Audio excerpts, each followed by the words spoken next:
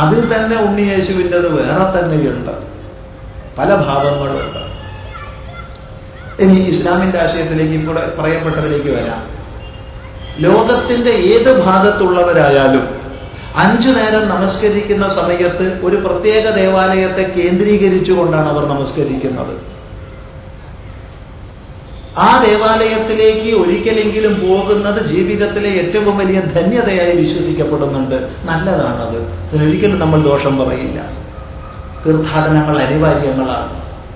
പക്ഷെ ആ തീർത്ഥാടനത്തിന് പോകുമ്പോ മറ്റുള്ളവരുടെ ചില്ലാനൊക്കെ സബ്സിഡി ആയിട്ട് മേടിച്ചു പോകണോ എന്നുള്ളതൊന്ന് ചിന്തിക്കേണ്ട വിഷയമാണ്. അത്രയുള്ളൂ. തീർത്ഥാടനം നല്ലതാണ്, മനുഷ്യന്റെ സംസ്കരണത്തിന് വളരെ ഉതകുന്നതാണ് തീർത്ഥാടനം. ആ കേന്ദ്രത്തിലേക്ക് ലക്ഷ്യമാക്കിക്കൊണ്ടാണ് ലോകത്തിന്റെ എല്ലാ ഭാഗങ്ങളിലുള്ളവരും നമസ്കരിക്കുന്നത്. അതിന് കിഴക്കുള്ളവർ പടിഞ്ഞാറോട്ട് നോക്കി നമസ്കരിക്കും, പടിഞ്ഞാറുള്ളവർ കിഴക്കോട്ട് നോക്കി നമസ്കരിക്കും, തെക്കുള്ളവർ വടക്കോട്ടും വടക്കുള്ളവർ തെക്കോട്ടും. അപ്പൊ ലോകത്തിന്റെ സകല പ്രദേശങ്ങളിലുള്ളവരും ആ ഒരു ദേവാലയത്തെ കേന്ദ്രീകരിച്ചുകൊണ്ടാണ് നമസ്കരിക്കുന്നത്. അതെന്തിനാണ്? എങ്ങോട്ട് വേണമെങ്കിൽ നോക്കി നമസ്കരിച്ചാൽ പോരെ. ഏത് ഭാഗത്ത് പ്രത്യേകമൊന്നുമില്ല, പിന്നെ ഏത് ഭാഗത്തേക്ക് നോക്കിയാൽ എന്താ? ചിന്തിക്കുക. ഇനി അവിടെ എന്താകുന്നു ഉള്ളത്? അവിടെ ഈ ചോദ്യത്തിൽ പറഞ്ഞതുപോലെ ഇതൊക്കെ ഇങ്ങനെയല്ല എന്നൊക്കെ വേണമെങ്കിൽ പണ്ട് പലപ്പോഴും പറയാൻ കഴിഞ്ഞേക്കും. പക്ഷെ ഇന്ന് ദൃശ്യമാധ്യമങ്ങളിലൂടെ ലോകം ഇതൊക്കെ കണ്ടുകൊണ്ടിരിക്കുമ്പോൾ ഒരിക്കലും അങ്ങനെ പറയാൻ കഴിയില്ല. അവിടെ പ്രദക്ഷിണം വയ്ക്കുന്നുണ്ട്, അവിടെ ഒരു ശിലയെ ചുംബിക്കുന്നുണ്ട്, അവിടെ അതിന് മുമ്പിൽ നമിക്കുന്നുണ്ട്. കൃത്യമായി 7 പ്രാവശ്യം പ്രദക്ഷിണം വയ്ക്കുമ്പോൾ യജ്ഞനിർവഹണത്തിന് വസ്ത്രം നിബന്ധിക്കുന്നത് പോലെ വസ്ത്രം നിബന്ധിച്ചിട്ടാണ് ചെയ്യുന്നത്. ഇതൊക്കെ നല്ലതാണ്, ഒരിക്കലും ചീത്തയല്ല. എന്നല്ല, പുണ്യതീർത്ഥത്തെ കൊണ്ടുവരുന്നുണ്ട്. ഈ വർഷത്തിന്റെ തീർത്ഥ വിതരണത്തെ സംബന്ധിച്ച് പല വിവാദങ്ങളും പത്രങ്ങളിലൂടെ നമ്മൾ വായിച്ചുകൊണ്ടിരിക്കുന്നുണ്ട്. എന്തൊക്കെ വിവാദങ്ങൾ ഈ വർഷം? സംസം തീർത്ഥം വിതരണം ചെയ്തിരുന്ന അപാകത ഇന്ന പ്രശ്നം എന്നൊക്കെ പറഞ്ഞിട്ട് പത്രങ്ങളിൽ കണ്ടുകൊണ്ടിരിക്കുക. ശബരിമലയിൽ അരവണ വിവാദവും ഇവിടെ സംസം വിവാദവും ഒരുപോലെ പൊടിക്കുക. അതെ, യാഥാർത്ഥ്യമാണ്.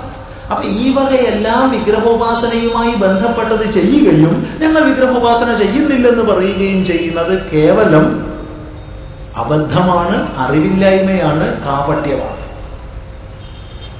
ഒരു ഉപാസനയും ലക്ഷ്യതലത്തിലല്ലെന്നും മാർഗതലത്തിലാണെന്നും മനസ്സിലാക്കി കഴിഞ്ഞാൽ ആ മാർഗതലത്തിൽ അനുസന്ധാനത്തിന് നമ്മുടെ മനസ്സിനെ നിബന്ധിക്കാൻ ഉപയോഗിക്കാൻ സാധിക്കുന്ന ഏത് മാധ്യമത്തെയും സ്വീകരിക്കാം. അത് സ്വീകരിച്ചിട്ടുണ്ട്, സ്വീകരിക്കുന്നുണ്ട്. പിന്നെ ഇല്ല എന്ന് പറയുന്നതിൽ എന്താ അർത്ഥമാണുള്ളത്?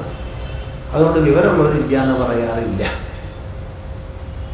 അതുകൊണ്ട് തന്നെ ഇസ്ലാമിനുള്ളിൽ തന്നെ ഈ ആശയത്തെ പറ്റി അടിയാണ്.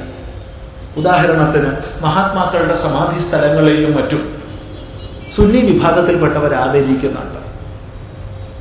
നമുക്കതിനോട് യോജിപ്പാണ്, തീർച്ചയായിട്ടും നല്ലതാണ്. കാരണം അതിലൂടെ ഒരു മഹാത്മാവിന്റെ സ്മരണയുണ്ടാകും.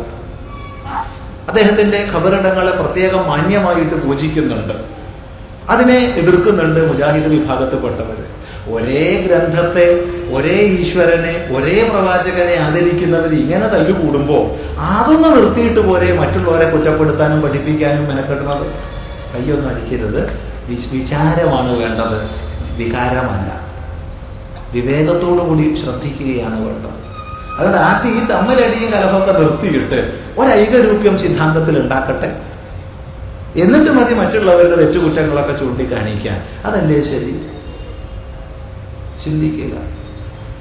അല്ലെങ്കിൽ നമുക്ക് പറയാൻ ആർജമുണ്ടാവണം, എവിടെയും തെറ്റുകളും കുറ്റങ്ങളും ഉണ്ട്, എവിടെയും ശരികളും നന്മകളുമുണ്ട്. ആ ശരിയെ കണ്ട് ആദരിക്കുക. ആര് എപ്പോ പറഞ്ഞതാണെങ്കിലും തെറ്റുകളെയും കാലദേശങ്ങൾക്ക് യോജിക്കാത്തതിനെയും തള്ളുക, കാലദേശങ്ങൾക്ക് യോജിക്കുന്നതിനെ സ്വീകരിക്കുക.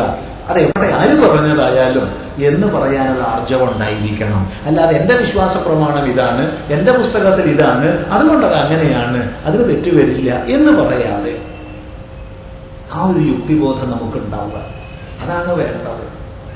അതുകൊണ്ട് ഇത് വളരെ ശ്രദ്ധേയമായ വിഷയമാണ്. ഇനി ഇതിൽ മറ്റൊന്ന്, ഭവിഷ്യപുരാണത്തിൽ നബിയെപ്പറ്റി പരാമർശിക്കുന്നു എന്നുള്ളതാണ്. ഇത് രസകരമായൊരു വിഷയമാണ്. ഭവിഷ്യപുരാണത്തിൽ പ്രതിസർഗ പർവത്തിൽ ഏതസ്മിൻ അന്തരേ ആചാര്യേണ സമന്വിതാഹ എന്നൊക്കെ പറഞ്ഞിട്ട് ശ്ലോകം ഉണ്ടത്രേ. വാങ്ങിയാൽ നിങ്ങൾക്കും എനിക്കും അത് വായിക്കാം. ഉണ്ട്, ശ്ലോകമുണ്ട്, സംശയമില്ല. ഇത് പറയുമ്പോൾ നമുക്ക് ഓർമ്മ വരുന്നത് ഒരു 92 നടന്ന 92ലോ 93ലോ നടന്നൊരു സംഭവമാണ്. നമ്മുടെ പ്രഭാഷണത്തിന് മലപ്പുറം ജില്ലയിൽ വണ്ടൂരടുത്ത് ചാത്തങ്ങോട്ടുപുറം എന്ന് പറഞ്ഞ സ്ഥലത്ത് പോയ സന്ദർഭമാണ്. ഇവിടെ 2 ദിവസത്തെ പ്രഭാഷണമാണ്.